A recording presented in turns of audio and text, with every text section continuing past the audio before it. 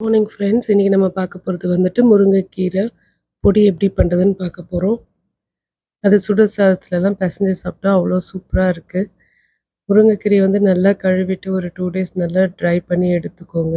அத ஒரு பேன்ல போட்டுட்டு லைட்டா சூடு பண்ணி ஃப்ரை பண்ணி ஒரு முறை எடுத்து அத அரைச்சு வச்சுட்டு, அதுக்கப்புறமா வந்துட்டு நம்ம வந்துட்டு உளுத்தம் பருப்பு, கடலை பருப்பு, கொஞ்சம் பெப்பர், அப்புறம் வந்துட்டு சீரகம் போட்டுட்டு நல்லா கலர் சேஞ்ச் ஆகுற வரைக்கும் வறுத்து எடுத்துட்டு, கொஞ்சம் ஆற வச்சுட்டு, அதே பேன்ல வந்துட்டு கொஞ்சமா வந்துட்டு அம் கார்லிக் போட்டுட்டு, கருவேப்பில போடுறோம். அதுக்கப்புறமா ட்ரை சில்லி போட்டுக்கிறோம். எவ்வளோ காரத்துக்கு தகுந்த மாரி போட்டுக்கோங்க.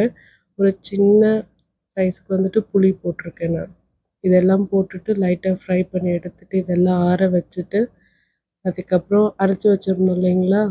அந்த முருங்கைக்கீரையோட இத போட்டுட்டு ஃபுல்லா அரைச்சு எடுத்துட்டு, கொஞ்சமா வந்துட்டு பெருங்காயத்தூளும், உப்பு வந்துட்டு டேஸ்ட்டுக்கு தகுந்த மாரி பார்த்துக்கோங்க. பார்த்துட்டு போட்டுக்கோங்க. அதுக்கப்புறம் இந்த மாரி நல்லா அழகா மிக்ஸியில போட்டு அரைச்சு எடுத்துக்கணும். அரைச்சு எடுத்துட்டு அப்புறம் அத வந்துட்டு ஆற வச்சுட்டு, ஒரு கிளாஸ் கண்டெய்னர்ல போட்டு வச்சுக்கோங்க. எப்போ வேணுமோ அப்போ நீங்க பொடியா இட்லிக்கு சாப்பிடலாம், தோசைக்கு சாப்பிடலாம். நான் இன்னைக்கு சுட சுட சாதத்துக்கு மேல பொடிய போட்டுட்டு அதில கொஞ்சமா நெய் ஊத்திட்டு பெசஞ்சு சாப்பிட்டுருக்கேன்.